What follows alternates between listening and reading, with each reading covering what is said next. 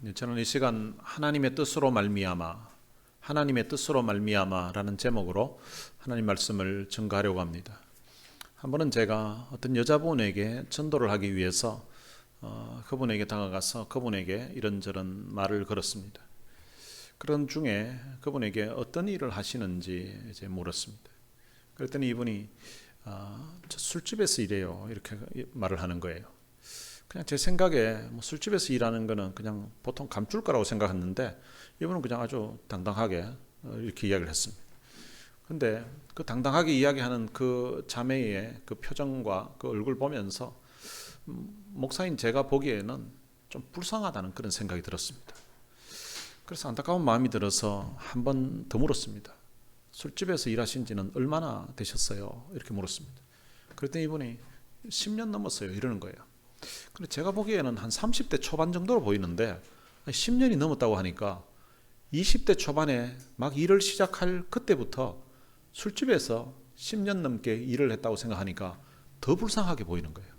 그래서 너무 안타까운 마음이 들어서 어떻게 하시다가 술집에서 일하시게 되셨어요? 이렇게 물었습니다. 그랬더니 이분이 아주 쿨하게 다 팔자지요 뭐 이러는 거예요. 그러더니 그분이 저한테 물었습니다. 선생님은 어떤 일 하세요? 이렇게 묻는 거예요. 그래서 전 술집에서 일한다고 하길래 그냥 오빠라고 부를 줄 알았더니 오빠라고 하지 않고 그냥 선생님은 어떤 일 하세요? 이렇게 묻더라고요. 그래서 저는 목회합니다, 이렇게 이야기했습니다. 그랬더니 이분이 목회라는 말을 처음 들어보는지 목회가 뭐예요? 이렇게 묻는 거예요. 저 교회 목사입니다, 이렇게 대답했습니다. 그랬더니 이분이 저를 보면서 어떻게 하시다가 목사님이 되셨어요, 이렇게 굉장히 불쌍한 뜻으로 이렇게 쳐다보면서 이렇게 제가 아까 그 자매를 불쌍한 눈으로 바라보는 것처럼 그 자매도 굉장히 저를 불쌍한 눈빛으로 보면서 어떻게 하시다가 목사님이 되셨어요, 이렇게 이야기하는 거예요. 그래서 저도 이야기했습니다. 다 팔자지요 뭐. 이렇게. 그랬더니 그분이 아니 목사님도 저처럼 팔자라는 말을 쓰시냐고 이렇게 이야기해요. 그래서 제가 그 자매님에게 이야기했습니다. 자매님이야 팔자라고 해야 알아듣지, 하나님의 섭리라고 하면 알아들으시겠어요? 여러분이 이 자리에 앉아 있는 것도 내가 이 일요일 날 이 좋은 날씨에 왜 이 좁은 공간에 내가 이렇게 앉아 있지, 내가 그 이유를 잘 모르겠다 싶으면 팔자구나 이렇게 생각하시면 됩니다. 그런데 상당수는 내가 이 자리에 앉게 된 것이 팔자가 아니라 하나님의 은혜요, 하나님의 섭리요, 하나님의 뜻이라고 그렇게 고백하리라고 생각합니다. 우리가 인생을 살아가면서 경험하는 여러 가지 일들 중에 우리의 어떤 생각, 우리의 계획과는 전혀 상관없이 우리 인생이 이끌려가는 경우들이 있습니다. 예수님을 믿지 않는 사람들은 사람의 뜻대로 되지 않는 그런 일들, 그래서 그것이 다른 어떤 힘에 의해서 되어진다고 해서 그것은 운명이다, 그것은 팔자다라는 말로 표현하기도 합니다. 운명이다, 팔자라는 이 말을 기독교적인 용어로 바꾸게 되면 그것이 바로 하나님의 섭리다, 하나님의 뜻이다 라는 말로 표현할 수가 있습니다. 이 세상에는 사람의 의지와 그 사람의 어떤 생각과는 상관없이 이미 결정되어진 그런 일들도 많이 있습니다. 예를 들면 자식이 부모를 선택할 수가 없습니다. 세상에 어떤 사람도 자기가 원하는 부모를 선택하여서 이 땅에 태어나는 사람이 없습니다. 그것은 자식 입장에서도 마찬가지입니다. 어느 누구도 그 자식이 그 부모의 선택에 의해서 이 땅에 태어난 사람이 없습니다. 자기가 원하는 자녀를 낳아서 자기가 원하는 자녀를 기르는 그런 부모가 이 땅에 아무도 없습니다. 여러분, 우리가 가지고 있는 국적도 마찬가지입니다. 본인이 원하는 나라에서 태어난 사람이 아무도 없습니다. 우리 중에 누구도 어느 누가 대한민국 국민이 되는 것을 원해서 한국인으로 태어난 사람이 없습니다. 그리고 우리가 만나는 사람도 마찬가지입니다. 생각하지도 못했던 사람을 만나는 그런 경우가 있습니다. 정말 우연히 만났는데 그 사람이 내 인생에 너무나 소중한 그런 존재가 되어 있는 경우가 있습니다. 제가 저희 아내를 만났던 것도요, 제가 이제 군대를 제대하고 나서 복학을 했는데 복학을 하고 나니까 이제 3학년으로 되는 거예요. 그리고 3학년, 4학년 지나고 나면 신대원 이제 시험을 쳐야 되는데 신대원 시험을 생각하니까 이게 그전에는 제가 섬겼던 교회가 저희 집에서 바로 앞에 있었습니다. 그러니까 교육전도사인데도 새벽 기도회를 매일 나가야 되는 거예요. 교인들도 새벽 기도 나가는데 전도사가 또 새벽 기도 안 나가면 교인들 보기도 좀 그렇잖아요. 그래서 제가 이런 생각을 했어요. 교회는 좀 멀면 좋겠다. 그리고 사례는 좀 많이 주면 좋겠다. 이런 생각을 했어요. 그럼 멀면은 새벽 기도 안 나가도 되거든요. 뭐 가까운 교회 있더라도 안 나가도 모르잖아요. 교회에서는. 그런 생각을 하고 있는데 친구 하나가 부산에 있는 부전교회라고 있어요.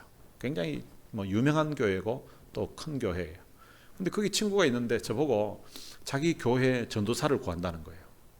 근데 부산에는요, 제가 그때 당시 대구에 있었는데 대구보다 교역자들 사례비를 훨씬 더 많이 줘요. 근데 부산은 토요일 날 그냥 기차 타고 내려갔다가 주일 지내고 주일날 밤 기차로 오면 주중에는 교회 안 가도 돼요. 제가 학교 가야 되니까. 그러니까 주중에는 교회 전혀 신경 안 써도 되는 거예요. 그러니까 너무 좋은 것 같은 거예요. 그래서 내가 생각도 안 하고 기도도 안 하고 그냥 가겠다고 했어요. 그러고 나서 한 번은 새벽 기도를 갔는데요. 기도를 하고 있는데 하나님이 제 마음에 이런 생각을 주시는 거예요. 야, 보천아, 너 교회 가서 섬기는 시간 줄고 적게 하고 그리고 사례는 많이 받는 거 하려고 하면 너 뭐한테 목사가 되려고 하냐? 차라리 때려치우고 그냥 너 직장을 하든지 사업을 하든지 그런 걸 해라. 섬기는 시간은 봉사하는 시간은 작게 하려고 하고 사례는 많이 주는 거 하려고 하고 그렇게 하면 목사가 될 이유가 뭐냐 하는데 그런 생각이 나는데요. 이 뜨끔한 거예요. 그래서 이 생각 자체가 잘못됐구나 생각하고 친구에게 이야기했습니다. 친구 전사님인데 너무 죄송하다고. 그리고 담임 목사님에게 너무 죄송하다고 좀 전해라. 내가 동기 자체가 너무 불순했기 때문에 그 교회는 내가 못 가겠다고. 그리고 나서는 제가 이런 생각을 했어요. 하나님, 어느 교회라도 괜찮습니다. 거리가 가깝든 멀든 상관없습니다.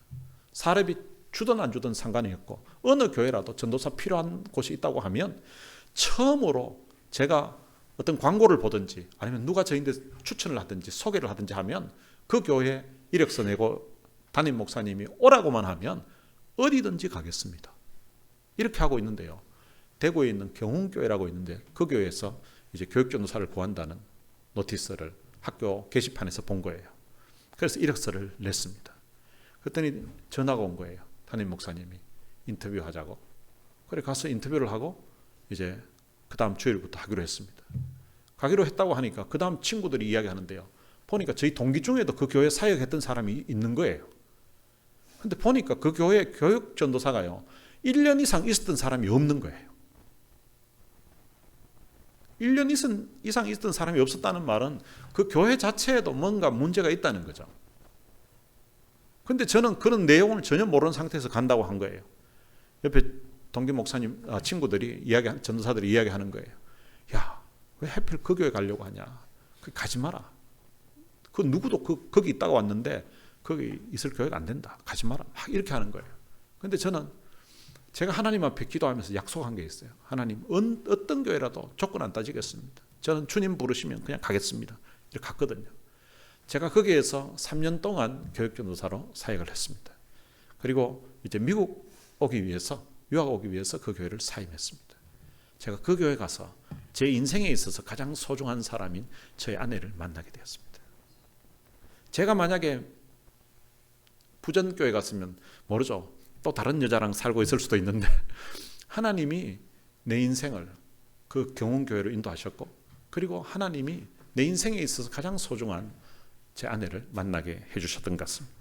우리가 만나는 것도 이렇게 참 우연히 만났다고 생각하지만 하나님의 인도하심, 하나님의 섭리에 의해서 만나게 되는 경우가 참으로 많습니다. 사도 바울은 자기 인생에서 일어났던 이해되지 않는 그런 일들을 오늘 본문에서 그는 하나님의 뜻으로 말미암아 되어졌다고 고백하고 있습니다. 하나님이 천지 만물을 창조하셨습니다. 하나님이 천지 만물을 창조하신 이후에 그 천지 만물을 하나님이 또한 통치하고 다스리고 계십니다. 여러분 인류의 역사도 마찬가지입니다. 하나님이 이 인류의 역사를 하나님이 주관하고 계십니다. 본문을 기록한 바울은 자기 자신을 소개하면서 하나님의 뜻으로 말미암아 그리스도 예수의 사도가 되었다라고 고백하고 있습니다. 바울은 갈라디아서 1장 1절에서는 이렇게 표현합니다. 사람들에게서 난 것도 아니요 사람으로 말미암은 것도 아니요 오직 예수 그리스도와 그를 죽은 자 가운데서 살리신 하나님 아버지로 말미암아 사도가 된 바울은이라고 하였습니다. 바울은 자기가 사도가 된 것이 어떤 사람들에 의해서 된 것이 아니라는 것입니다. 어떤 사람의 계획이나 어떤 사람의 힘에 의하여서 자기가 사도가 되지 않았다는 것입니다. 바울은 자기가 예수 그리스도의 사도가 된 것은 바로 그 예수 그리스도와 그를 죽은 자 가운데서 살리신 하나님 아버지로 말미암아 자기가 사도가 되었다라고 하는 것입니다. 자기가 생각해서 자기가 꿈을 꾸고 계획해서 사도가 된 것이 아니라 예수님과 하나님의 뜻에 의하여서 자기가 사도가 되었다는 것입니다. 우리가 사도 바울 이렇게 하면 바울의 그 이름에 대해서 일반적으로 오해하고 있는 부분이 한 두 가지 정도가 있는 것 같아요.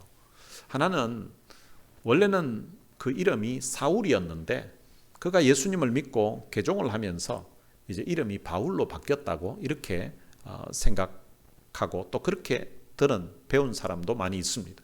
그런데 이것이 사실과는 다릅니다. 사도행전 7장 58절에 보면 사울이라는 사람의 이름이 처음 나옵니다. 성 밖으로 내치고 돌로 칠세 정인들이 옷을 벗어 사울이라고 하는 청년의 발 앞에 두니라. 그러니까 스데반을 죽이는 그 일에 이 사울이라는 청년이 주동하고 있는 그런 내용을 기록한 것입니다. 그 다음에 사도행전 9장에 보면 이 예수님을 만나는 그 장면이 나옵니다. 거기에 보면 사울이 주의 제자들에 대하여 여전히 위협과 살기가 등등하여 대제사장에게 가서, 그러니까 이 사울이 예수님의 그 제자들을 잡기 위해서 어떤 일을 하고 있는지를 기록하고 있습니다. 3절에 가서는 사울이 길을 가다가 다메섹에 가까이 이르더니 호련히 하늘로부터 빛이 그를 둘러 비추는지라. 그리고 4절에 가서는 땅에 엎드려져 들으며 소리가 있어 이르시되 사울아 사울아 내가 어찌하여 나를 박해하느냐. 예수님께서 이 바울을 처음 만났을 때 그를 사울이라고 이렇게 불렀습니다. 그런데 이때부터 사울이라는 이름에서 바울로 바뀐 것이 아닙니다. 바울이 예수님을 믿은 사건은 사도행전 9장에 나오는데 이제 그 이후에 이 복음을 전하는 내용이 나올 때 그때도 사울로 이름이 나오고요. 그리고 사도행전 11장에 가면 이 바나바가 안디옥에 이제 파송되어서 목회를 하게 되면서 이 사울을 찾게 됩니다. 사울을 데리고 와서 함께 이제 동역을 하는데 그 안디옥 교회에서도 그 이름이 사울이라는 이름으로 그대로 불리게 됩니다. 그리고 이제 천하에 흉년이 드는 그런 일이 발생했습니다. 그때 안디옥 교회는 개척한 지 한 1년 정도 된 상황이었는데 예루살렘 모 교회도 이제 흉년이 든 상황인 거예요. 근데 이 안디옥 교회에서는 자기들은 그래도 신앙의 자유라도 있는데 예루살렘 모 교회는 지금 예수님 믿는다고 박해도 있는데 거기에다가 흉년까지 들었으니까 얼마나 힘들까 생각해서 이 안디옥 교회에서 이제 헌금을 합니다. 헌금을 내서 그 헌금을 이제 이 사울과 그리고 바나바를 통하여서 예루살렘 교회에 보내게 됩니다. 보냈는데 그때에도 보면 사울이라는 이름으로 나옵니다. 그리고 이제 13장에 가면 이 사울과 바나바가 선교사로 파송을 받게 되는데 파송을 받을 때에도 13장에 보면 바나바와 사울을 따로 세우라. 그러니까 바나바와 사울이라고 이렇게 이름이 기록되어 있습니다. 그러면 언제부터 이 바울로 이름이 바뀌는가 하면 13장 9절부터 바울이라는 이름이 등장합니다. 13장 9절에 보면 바울이라고 하는 사울이 성령이 충만하여 그를 주목하고 이렇게 되어 있습니다. 그러니까 이후로부터 이 사도행전 13장 9절 이후로부터 이제 사울이라는 이름은 성경에 더 이상 나오지 않고 그 다음부터는 바울로 나오고요. 그리고 모든 서신서에서 바울이 자기 자신을 소개하면서 사울이라고는 소개하지 않고 바울이라고 자기 자신을 소개하는 것입니다. 그러니까 개종을 하고 나서 이름을 바꾼 것이 아니라 이제 선교사로 사역을 본격적으로 하게 되면서 바울로 이제 불리게 시작했다는 것입니다. 성경은 바울이라고 하는 사울이라고 이렇게 기록을 해놨어요. 그러니까 바울이라고 하는 사울이라는 말은 원래부터 이 바울이 사울이라는 이름도 있었고 바울이라는 이름도 있었다는 것입니다. 사울은 히브리식 이름이에요. 그러니까 이스라엘 사람들이 보통 히브리어로 사용했으니까 그 히브리식 이름이 사울이었습니다. 그리고 이 바울은 로마식 이름이에요. 좀 더 정확하게 표현하면 헬라식 이름입니다. 그러니까 로마 식민지로 있었기 때문에 그때 당시 공용어로 사용했던 그 헬라어로 이름이 있었는데 그게 바로 바울이라는 것입니다. 그러니까 마치 미국에서 사는 사람들 중에 미국식 이름을 영어 이름을 가지고 있는 사람이 있고 또 한국에서 사용하던 그 이름을 그대로 가진 사람이 있습니다. 저희 아이들 같은 경우에는 미국에서 다 태어났기 때문에 퍼스트 네임을 다 영어 이름을 미국식 이름을 넣어놨습니다. 큰아이 같은 경우에는 영어 이름을 폴이라고 넣어놓고 그리고 미들 네임으로는 한국 이름을 성덕이라고 이렇게 넣고 그리고 성은 똑같이 서로 이렇게 해놨고요. 둘째 아들 같은 경우에는 미국식 이름으로 존이라고 하고 그 다음 한국 이름은 인덕이라고 넣었고요. 그리고 막내 딸 같은 경우에는 영어 이름은 제니라고 넣고 그 다음 한국 이름은 지혜라고 이렇게 넣어놨습니다. 마치 미국에서 태어난 아이들이 보면 이 미들 네임, 퍼스트 네임 이렇게 가지고 있으면서 미국식 이름과 한국식 이름을 같이 공용하고 있는 것처럼 바울 역시도 태어나면서부터 그가 로마 시민권자였기 때문에 로마식 이름인 바울도 있었고 그리고 유대식 이름인 이 사울도 같이 가지고 있었다는 것입니다. 그리고 두 번째 이 바울의 이름에 대해서 일반적으로 오해하고 있는 것 중에 하나가 그 이름의 뜻에 대한 부분입니다. 사울은 이름의 뜻이 큰 자이고 그리고 바울은 작은 자라고 이렇게 많이 알려져 있습니다. 그런데 이것이 또한 사실과 다릅니다. 바울이라는 이름 뜻은 작은 자, 이것은 맞습니다. 그런데 사울이라는 이름 뜻은 큰 자는 아닙니다. 사울이라는 이름 뜻은 어떤 뜻인가 하면 구함, 요청함, 강구함 이런 뜻을 가지고 있습니다. 그러니까 어떤 분들이 설명할 때에 바울이 스스로 큰 자라고 여겨서 아주 교만한 사람이었는데 그가 예수님을 믿고 나서는 예수님 만나고 나서는 참 작은 자로 아주 겸손한 사람으로 변화되었다. 이 말 자체는 안 맞다는 것입니다. 바울은 예수 믿을 생각이 없었던 사람입니다. 예수 그리스도의 사도가 된다는 것은 꿈에도 생각해 본 일이 없었던 사람이 바로 바울입니다. 오히려 초대교회 때에 예수 믿는 사람들을 박해하는 사람으로 아주 악명 높았던 사람이 바로 이 바울이었습니다. 그는 그리스도인들을 체포하고 그리고 감옥에 쳐넣고 그리고 그들을 박해하고 심지어 죽이는 일에 앞장섰던 사람이 바로 이 바울이었습니다. 그가 예수님을 처음 만났던 날도 다메섹에 예수 믿는 사람들을 체포하러 가기 위해서 가던 도중에 부활하신 그 주님을 만났던 것입니다. 바울의 인생에 예수님을 만날 것이라고는 그리고 예수님을 만나서 그를 믿고 제자가 될 것이라고는 생각지도 못했었는데 그런데 뜻하지 않게 주님이 그를 찾아와서 만남이 이루어졌고 그 이후로 그의 인생 자체가 그가 전혀 생각지 못했던 방향으로 흘러가기 시작한 것입니다. 예수 그리스도를 박해하던 그가 이제는 예수 그리스도를 선전하고 예수 그리스도를 자랑하는 사도로 그의 신분 자체가 바뀌게 된 것입니다. 그가 지나왔던 자기 인생을 돌아보고 깨닫게 된 것이 있었습니다. 그것은 자기가 예수 그리스도의 사도가 되어 있는 이것이 자기의 생각이나 어떤 사람의 계획이 아니라 하나님의 뜻에 의해서 자기가 예수 그리스도의 사도가 되었다라는 것입니다.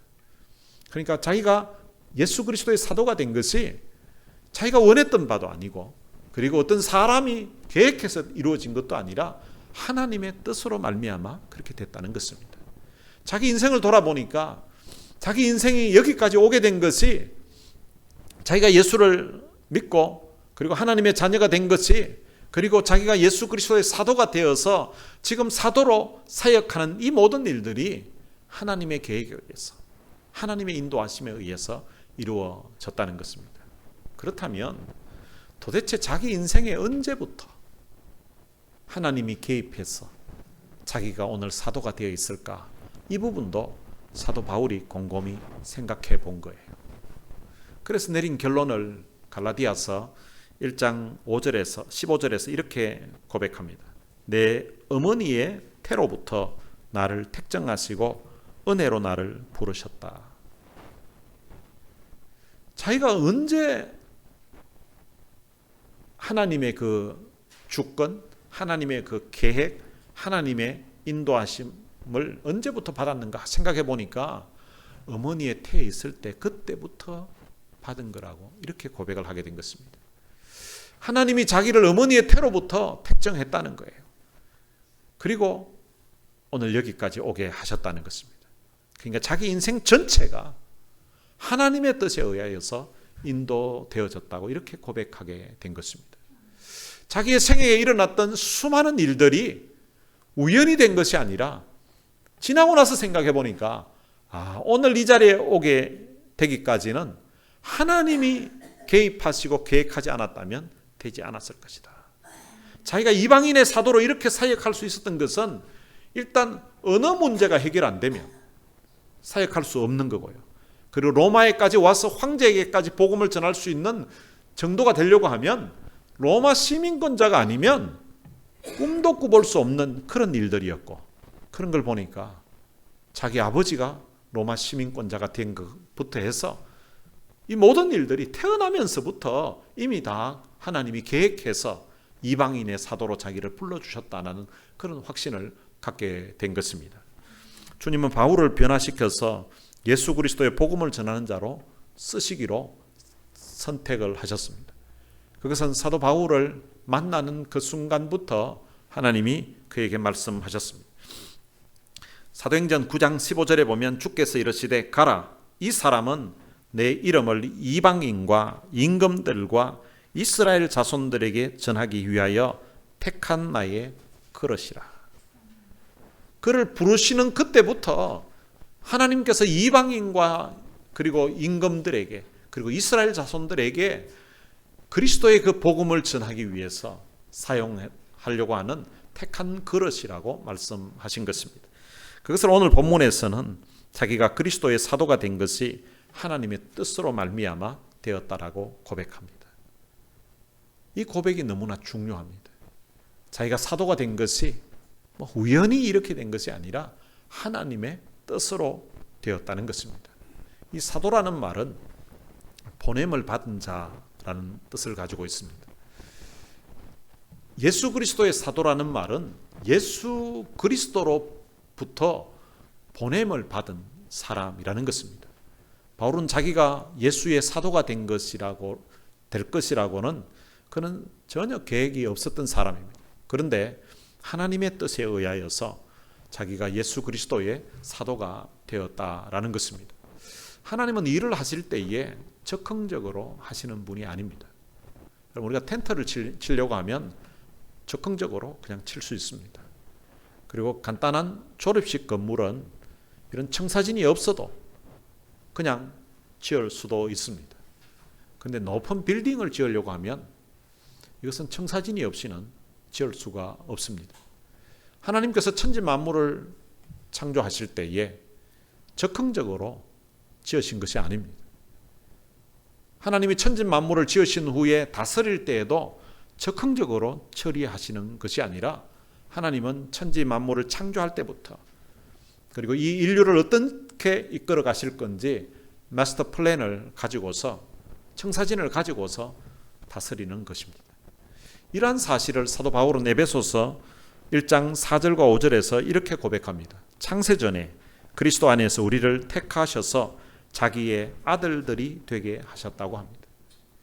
오늘 우리가 예수 믿고 하나님의 자녀가 된 것이 창세전에 천지 만물을 창조하시면서 이 땅에 누가 살 것인지 그것을 하나님이 계획하에 이루어졌다라고 고백하는 것입니다. 여러분, 이것은 사도 바울만 이렇게 고백하는 게 아닙니다. 예레미야 선지자도 이 사실에 대해서 이렇게 고백합니다. 예레미야서 1장 5절에 보면 내가 너를 모태에 짓기 전에 너를 알았고 내가 배에서 나오기 전에 너를 성별하였고 너를 여러 나라의 선지자로 세웠노라. 예레미야 선지자도 하나님께로부터 받았던 그 말씀을 그대로 지금 선포하고 있는 것입니다. 그가 선지자가 된 것이 바로 어머니의 태중에 있기 전부터 그렇게 됐다는 것입니다. 저는 제가 고등학교 2학년 때 목사가 되기로 마음에 결단을 했습니다. 고등학교 2학년 때 수련회 때에 하나님께서 하나밖에 없는 자기 아들을 십자가에 날 위해서 내어주셨다는 그 사실을 듣고서 너무나 가슴 벅찰 만큼 감격스럽게 큰 은혜를 받게 되었습니다. 그래서 그날 저는 이 감격스러운 이 복음을, 이 하나님의 사랑, 이 예수 그리스도의 이 십자가의 사랑을 모르는 사람들에게 또한 성도들에게 전하면서 사는 것이 제 인생에 가장 가치 있고 가장 보람된 일이고 그리고 가장 영광스러운 일이라고 생각하게 되었습니다. 그래서 저는 목사로서 오늘도 여러분들에게 말씀을 전하는 이것이 너무나 참 가슴 설레는 일이고 너무나 행복한 그런 일입니다. 제 입장에서 보면 제가 고등학교 2학년 때에 은혜를 받고 목사가 되기로 결정을 하고 목사가 되어서 지금 목회를 하고 있는 것입니다. 그런데 이것을 하나님의 관점에서 보게 되면 하나님께서 제 마음에 은혜를 주시고 제 마음에 목사가 되겠다는 그런 마음을 주셔서 목사가 되도록 하셨다는 것입니다. 제가 그 사실을 깨달으니까 저는 하나님에 의해서 목사가 되었다라고 이제 고백하는 것입니다. 미국에서 지금 목회를 하는 것도 저는 하나님의 뜻으로 말미암아 된 것이라고 그렇게 믿고 있습니다. 제가 한국에 있을 때에는 제가 미국으로 가야 되겠다는 생각 자체를 처음에는 하지 않았습니다. 저는 원래 캐나다 토론토에 이제 가기로 계획이 다 되어 있었고 또 대학원에 비자도 그 입학 허가서와 비자도 받았었습니다. 그런데 그 캐나다로 가려고 했던 길이 갑자기 막혀지게 되고 미국 LA로 오게 된 것입니다. 그리고 제가 한국에 있을 때는 이민 목회를 하리라고는 전혀 계획한 바가 없습니다. 그리고 한국에 있을 때에는 신학을 하면서도 저는 교회 개척을 한다는 생각 자체를 하지 않았습니다. 그런데 한국에서 전혀 생각지도 않았던 미국 땅으로 와서 그리고 교회 개척에는 전혀 생각이 없었던 제가 교회 개척을 하여서 지금 이민교회를 섬기고 있습니다. 내가 계획하고 원해서 여기까지 온 것이 아닙니다. 지나온 제 삶을 돌아보면 오늘까지 이르게 된 것이 우연이 아니라 하나님의 인도하심이었고 하나님의 섭리였다고 하나님의 뜻이었다고 그렇게 고백하게 되는 것입니다. 제 입장에서 보면 제가 고등학교 2학년 때 목사가 되기로 결정하고 왔지만 하나님의 관점에서는 하나님이 그런 마음을 주시고 또 교회를 개척할 마음도 하나님이 제게 주시고 해서 오늘 여기까지 오게 된 것입니다. 여러분들도 마찬가지입니다. 여러분들을 하나님이 이곳으로 불러주셨습니다. 이 둘로스 교회의 성도가 되고 또 직분자가 되고 그래서 이곳에서 신앙생활을 하게 된 것입니다. 교회를 헬라어로는 에클레시아라고 합니다. 이 에클레시아는 부름을 받은 사람들이라는 뜻입니다. 세상으로부터 부름을 받아서 모인 사람들, 그것이 바로 교회라는 것입니다.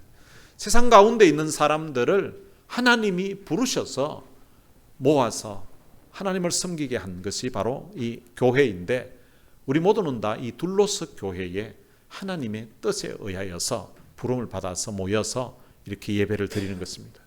물론 우리 사람 입장에서 생각해 보면 그때 누가 내게 이 교회를 이야기하고 누가 이 교회로 오라고 해서 어떻게 해서 내가 오게 되었다라고 이렇게 표현할 수 있지만 하나님의 관점에서 보면 하나님께서 그 사람의 마음에 이 교회 한번 가보자고 할 때에 내 마음 문을 열어주시고 이곳으로 오도록 하나님이 인도하셔서 여기까지 오게 되었다는 것입니다.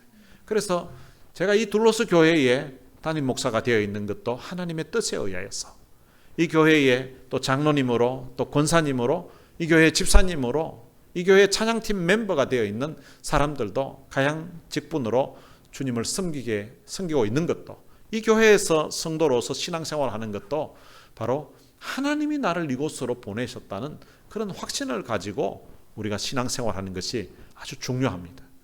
이 확신이 있게 되면 우리가 이 교회를 섬길 때에도 예배를 드리면서도 가슴에 설레임이 있고 가슴이 두근거리는 그런 마음으로 열정을 품고 우리가 주님을 섬길 수가 있습니다. 우리가 집을 꾸밀 때에도요, 보면 집을 누가 아름답게 꾸미는가 하면 집 주인이 꾸밉니다. 손님이 와서 그 집을 아름답게 꾸미려고 하는 경우는 극히 드뭅니다. 구경꾼은 손님은 별 책임이 없습니다. 그런데 주인은 책임이 있습니다. 우리 직분뿐만 아니라 우리가 예배드리는 이 장소도 마찬가지입니다. 바울이 지금 이 글을 쓰고 있는 장소는 로마 감옥입니다.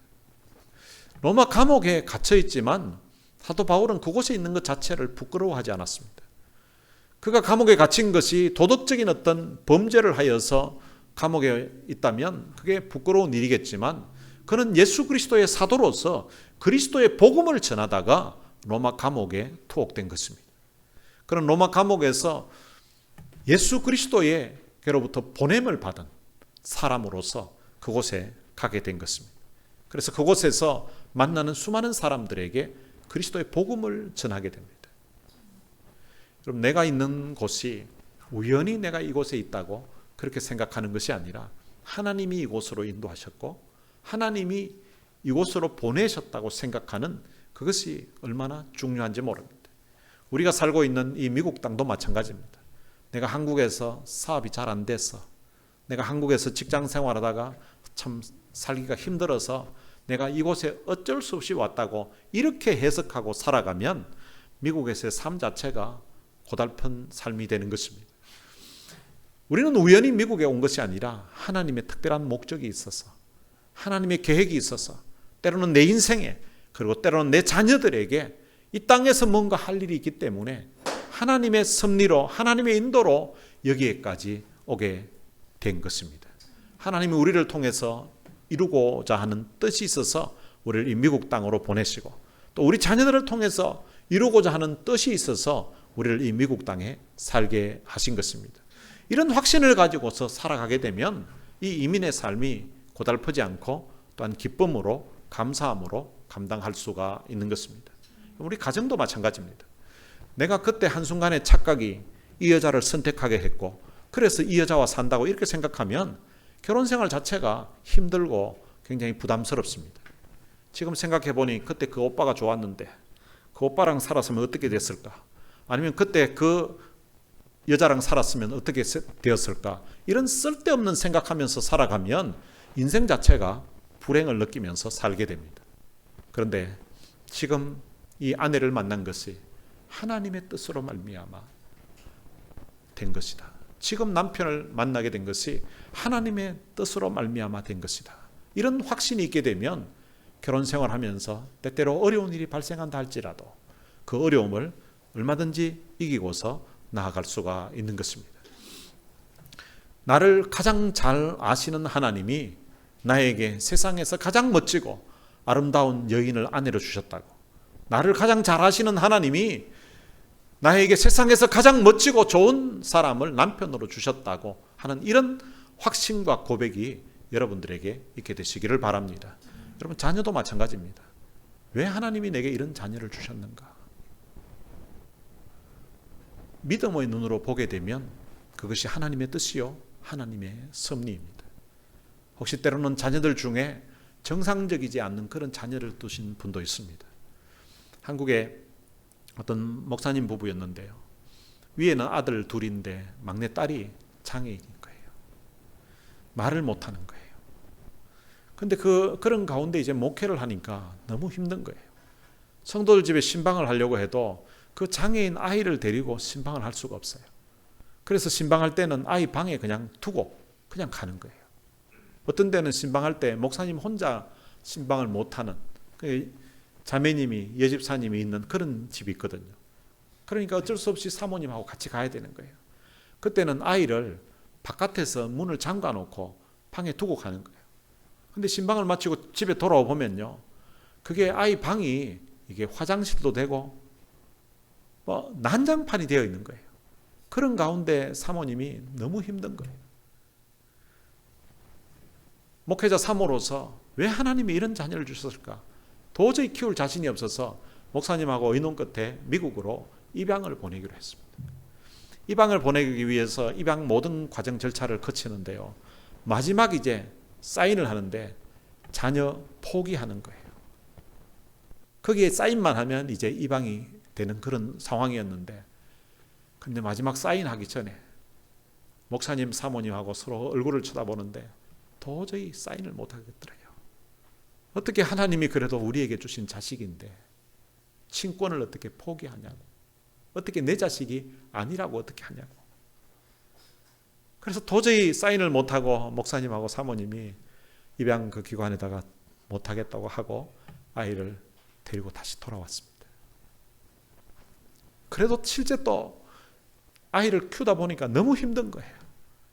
사모님이 한 번은 새벽에 엉엉 울면서 왜 내게 이런 아이를 주셨냐고, 나도 참 성실하고 나도 건강하고 온전한 그런 아이 주셨으면 내가 목회를 하는데도, 목사님 목회하는데 옆에서 참 돕는데도 참 좋을 건데 왜 이런 자녀를 주셨냐고 엉엉 울면서 하나님께 기도를 하고 있는데, 근데 하나님이 사모님 마음에 이렇게 말씀하시더래요. 내가 이 아이를 누구에게 맡기면 가장 잘 사랑으로 돌봐줄 수 있을까? 온 세상을 두루 찾다가 너를 보니까 네게 맡기면 이 아이를 잘 사랑으로 돌봐줄 것 같았어. 내가 널 믿고 네게 맡겼다고.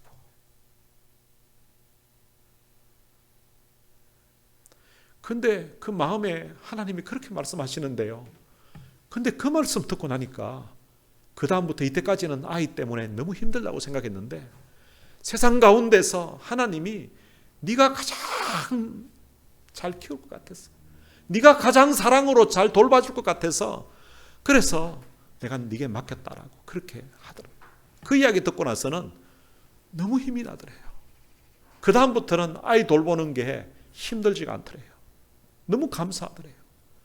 근데 그 위에 두 오빠들이요, 자라면서 큰 오빠는 자기 동생을 보면서 내가 열심히 공부해서 내가 의사가 되어가지고 저 동생을 돌봐주고 동생을 치료줘야 되겠다. 또 동생 같은 사람들 치료해주는 의사가 되어야 되겠다. 그래 열심히 공부하더니 큰아들은 의사가 됐습니다. 그리고 둘째 아들은요, 자기 동생이 장애가 있어서 제대로 움직이지를 못하니까, 제대로 걷지를 못하니까 저런 장애가 있는 아이들도 활동할 수 있도록 자기 손으로 음식도 먹고 움직일 수 있도록 해야 되겠다고, 그래서 자기가 공부를 하겠다고 해서 UC 버클리에 가서 공학 박사학위를 받았다고 합니다.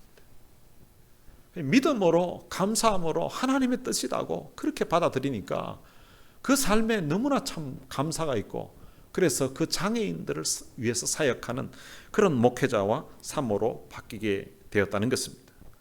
여러분, 착하고 이쁜 아이는 누구나 기를 수가 있습니다. 그런데 문제 많고 다루기 힘든 아이는 하나님께서 가장 믿을 만한 사람에게 맡기셨다는 것입니다. 여러분, 이런 확신을 가지고서 아이를 대하게 되면 그 아이를 보는 것이 사명감을 가지고서 기쁨으로 양육할 수 있게 된다는 것입니다. 여러분, 직장도 마찬가지입니다. 여러분, 하는 사업도 마찬가지입니다. 내가 하고 많은 직장 중에 왜 이런 곳에 와서 내가 일을 하냐, 이렇게 생각하면 그 직장 생활 자체가 고달픕니다. 내가 하고 많은 사업 중에 내가 왜 이런 일을 하고 있냐, 이렇게 생각하면 그 일을 하면서도 힘들 수가 있습니다. 그런데 하나님께서 나를 이곳으로 보내셨다고, 하나님께서 나로 하여금 이 일을 하게 하셨다고 그렇게 받아들이게 되면 사명감을 가지고서 그 일을 할 수가 있게 되는 것입니다. 여러분들이 오늘 이 자리에 있게 된 것이 우연이 아닙니다. 하나님의 뜻에 의하여서 오늘 이 자리에까지 오게 된 것입니다. 여러분, 이것을 깨닫게 되면 우리가 하나님 앞에 예배 드리는 것이 하나님의 뜻이 되는 거고요. 그리고 이것을 모르면 이 자리에 앉아서 예배 드리는 것도 내가 우연히 어떻게 이곳에 오게 됐다고 이렇게 해석하게 되는 것입니다. 오늘 우리가 이 미국 땅에 있는 것도, 그리고 이 둘로스 교회에서 함께 예배 드리는 것도 우연이 아닙니다. 하나님의 뜻으로 말미암아 이 자리에 있게 된 것입니다. 오늘 우리를 이곳으로 불러주신 그 하나님께 온 마음을 다해 예배하면서, 그리고 기쁨으로 여러분들이 있는 그곳에서, 여러분들이 있는 일터에서, 여러분들이 있는 가정에서 하나님이 주신 그 만남, 하나님이 인도하신 그 하나님의 뜻을 생각하면서 기쁨으로 헌신하면서 일하게 되시기를 주님의 이름으로 축원합니다. 오늘 들은 말씀 생각하면서 같이 찬양을 한 곡 부르겠습니다. 하나님께서는 우리의 만남을, 이라는 찬양입니다. 하나님께서는 우리의 만남을 계획해 놓으셨네. 우린 하나 되어 어디든 가리라 주 위에서라면 무엇이든 하리라 당신과 함께. 우리는 하나 되어 함께 걷네. 하늘 아버지 사랑 안에서 우리는 기다리며 기도하네. 우리의 삶에 사랑 넘치도록. 여러분들이 가족들도 한번 생각해 보시고, 또 여러분들이 함께 신앙생활하는 우리 성도들도 한번 생각해 보시고, 이렇게 만나게 된 것이 여러분 우연이 아니라 하나님의 계획하심, 하나님의 뜻, 하나님의 인도하심이라는 것입니다. 오늘 그런 고백을 하면서 이 찬양 불렀으면 좋겠습니다.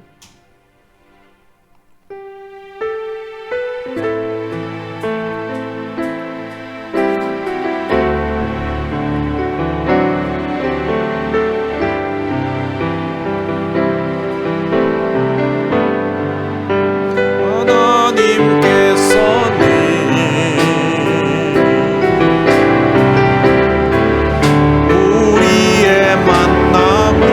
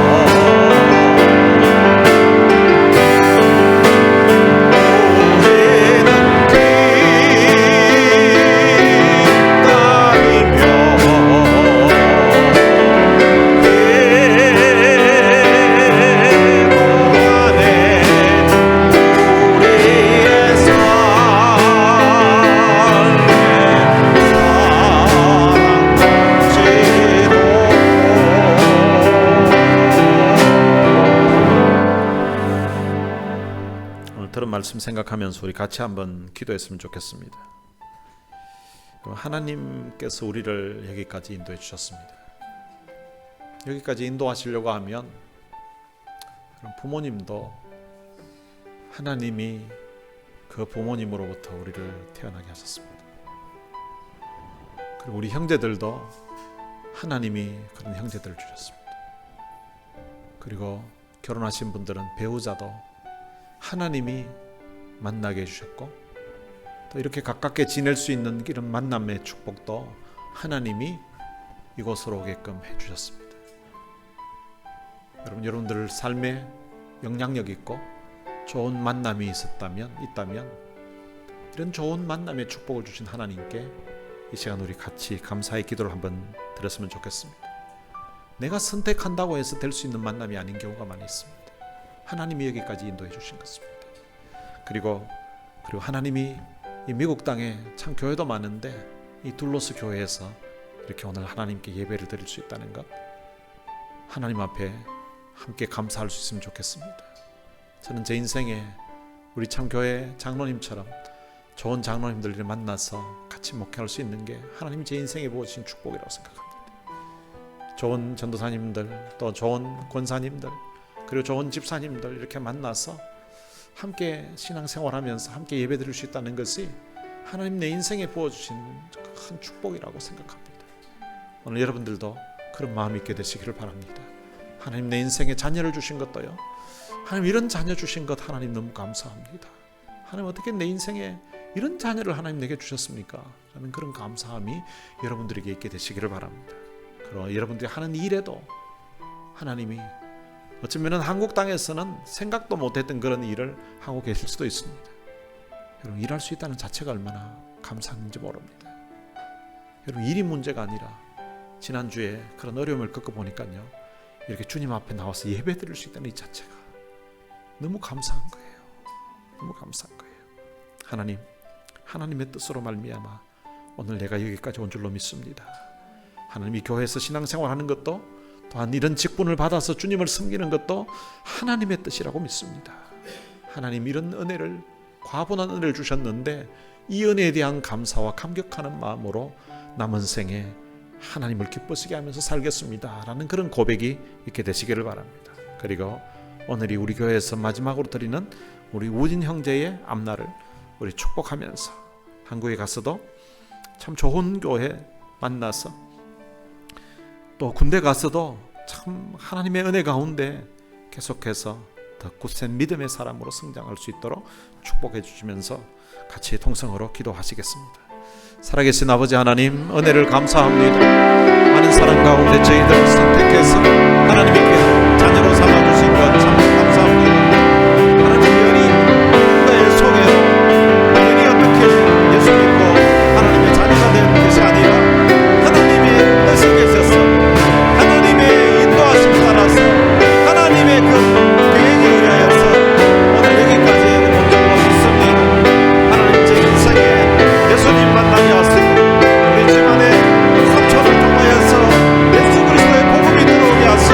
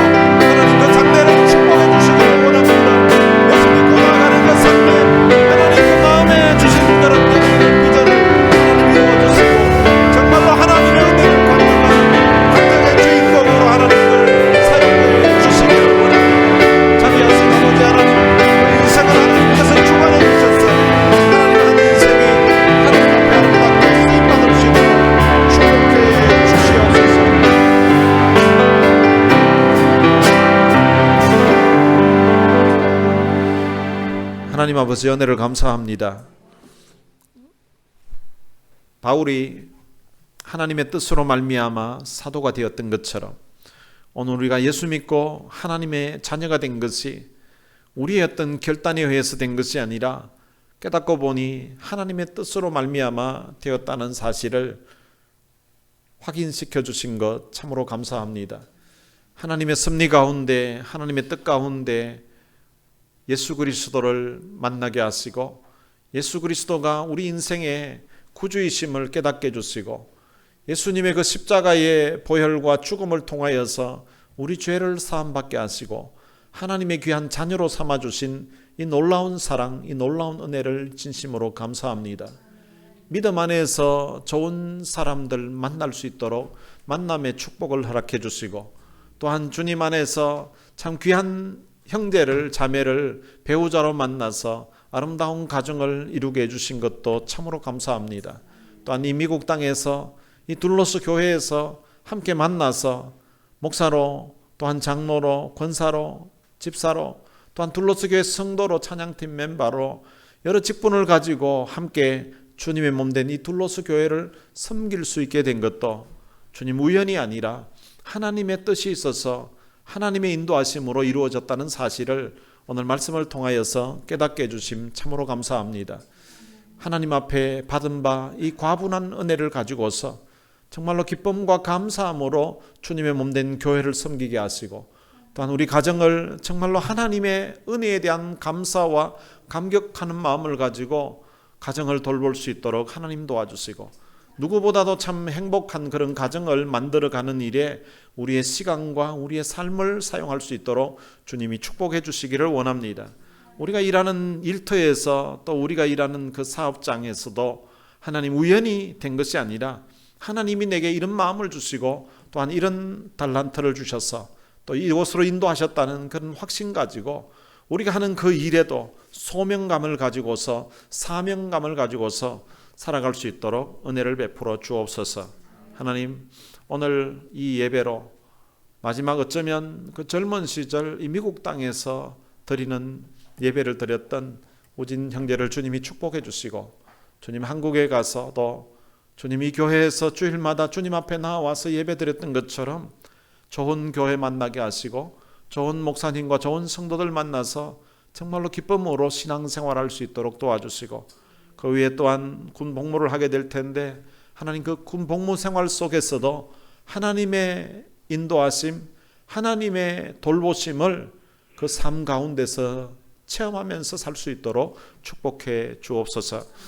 우리 주 예수 그리스도의 은혜와 하나님의 무한하신 사랑과 성령님의 위로교통 충만하심이 하나님의 인도하심, 하나님의 뜻에 대한 그런 감사와 감격하는 마음을 가지고서 남은 삶을 주를 위해서 살 것을 마음에 다짐하는 주의 귀한 자녀들 머리머리 위에 이제로부터 영원토록 함께 있을지어다.